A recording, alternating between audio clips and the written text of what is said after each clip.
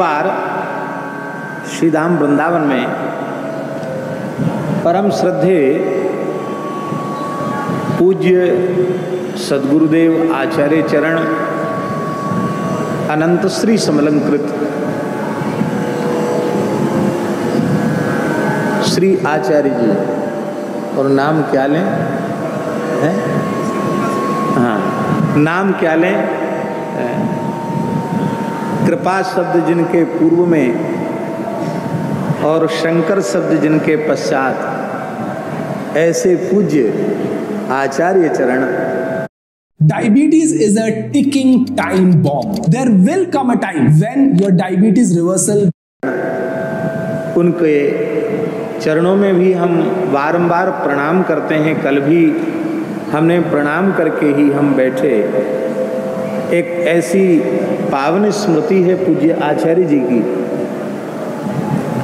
श्रीधाम वृंदावन में पूज्य आचार्य जी की फोगला आश्रम में कथा थी।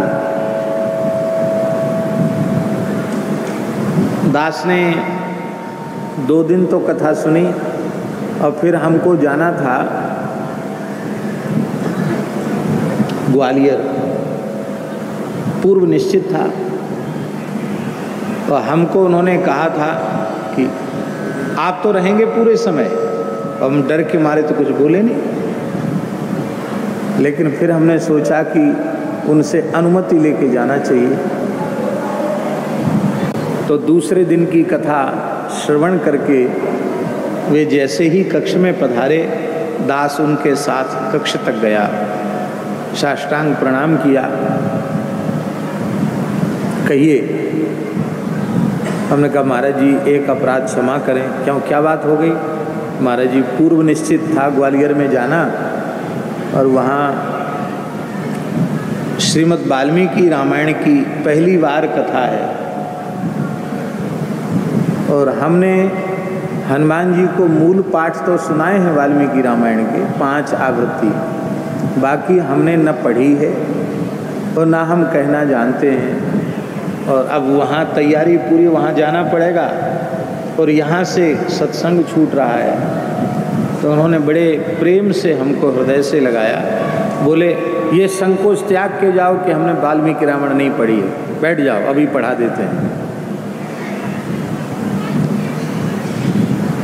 आप विचार करें, कथा से उठ के आए थे, कितना वृद्ध शरीर था, कितना श्रम होता है, लेकिन वे सीधे बैठ गए और बैठ करके उन्होंने ओम तपस्वाध्याय निरतम तपस्वी वाग्विदाम्बरम नारदम परिपप्रच्छ वाल्मीकि मुनिपुंगवम, ये श्लोक उन्होंने व्याख्यान सहित पढ़ाया, सुनाया। फिर माँ निषाद प्रतिष्ठाम त्वमगम शाश्वती समा यत्क्रौंच मिथुना देखो मवधि काम मोहितम, और उसके पहले श्री राम शरणम समस्त जगताम।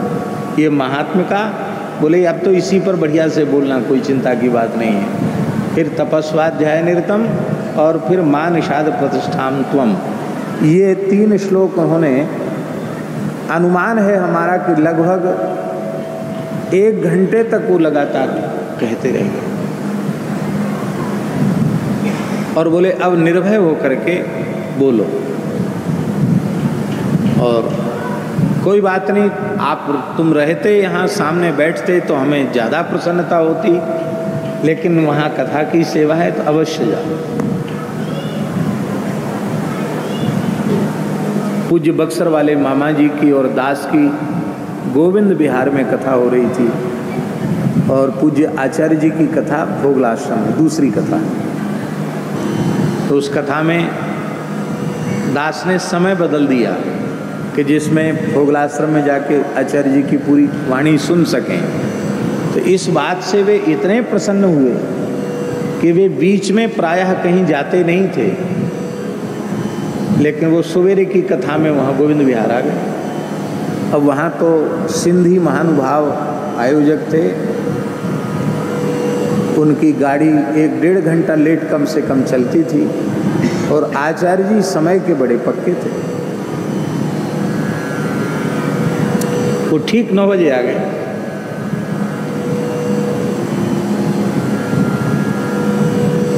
और हम तो इस प्रतीक्षा में थे कि जब वहाँ से मंच से संदेश आएगा कि वहाँ तैयारी है, जजमान आ गए हैं, सब लोग आ गए हैं, तब हम पहुँचेंगे। बाद में कुछ बक्सर वाले महाराज जी जितना समय थोड़ा वो बोलते थे।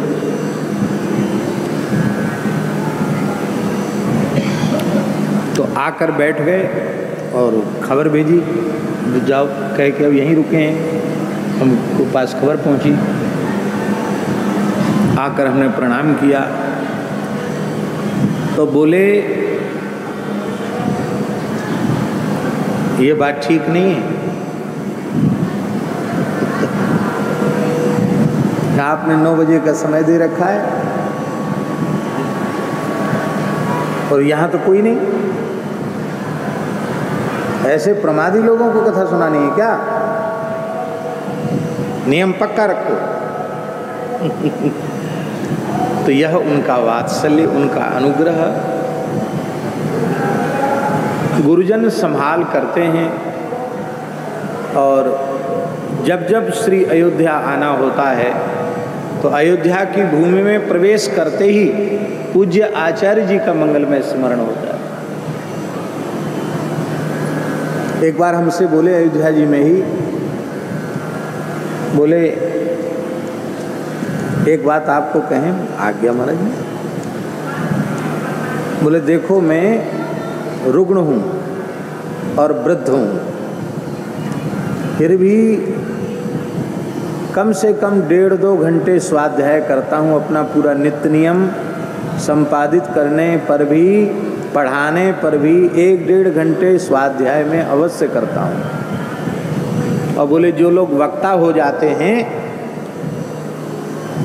वो स्वाध्याय को दंडवत कर लेते हैं, स्वाध्याय करते ही नहीं, कोई ग्रंथ नहीं पढ़ते हैं और बस एक कथा उनको रट जाती है, रटी रटाई कथा बोलते रहते हैं, जीवन उसी में बीत जाता है।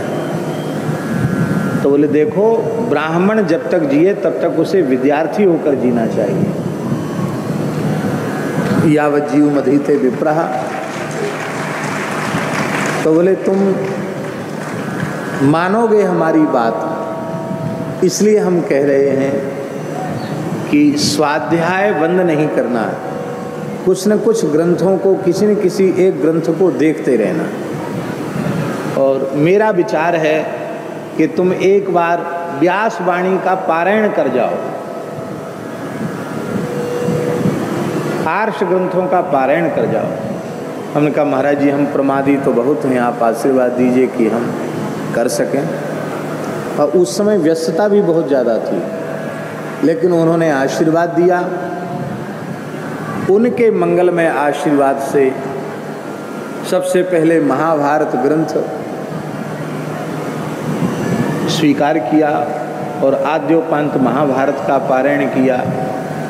और इसके बाद फिर स्कंद पुराण, पद्म पुराण, लिंग पुराण, ब्रह्म विवर्त पुराण, ब्रह्मांड पुराण, अब अनेक पुराण हो गए हैं, 2-4 बचे हैं। अभी इस समय मत्स्य पुराण का पारायण कर रहे हैं, वाराह पुराण का भी पारायण संपन्न हो गया, विष्णु पुराण भी। तो यद्यपि बीच बीच में अस्वस्थता के कारण या किसी विशेष परिस्थिति में क्रम बाधित हो जाता है, लेकिन यत्किंचित भी चल रहा है, इसके मूल में आचार्य जी की प्रेरणा और आचार्य जी का अनुग्रह है। उनके इस अनुग्रह के लिए हम अत्यंत अत्यंत कृतज्ञ हैं, उनके चरणों में समर्पित हैं और उनके चरणों में हम बार बार दंडवत प्रणाम निवेदन करते हैं। श्री अयोध्या वृंदावन के जो रसिक महानुभाव हैं वो कहीं जाते नहीं हैं, क्योंकि यह अयोध्या ही नित्य साकेत है, श्री वृंदावन ही नित्य गोलोक है। वे नित्य साकेत, नित्य गोलोक में यहीं विराजते हैं। तो यहाँ के महान पूर्वाचार्य चरण वो कहीं गए थोड़ी हैं, वो भी यहीं नित्य दिव्य जो साकेत अयोध्या है उस अयोध्या में विराजमान है। उनके चरणों में हम प्रणाम करते हैं। माई मेरे श्याम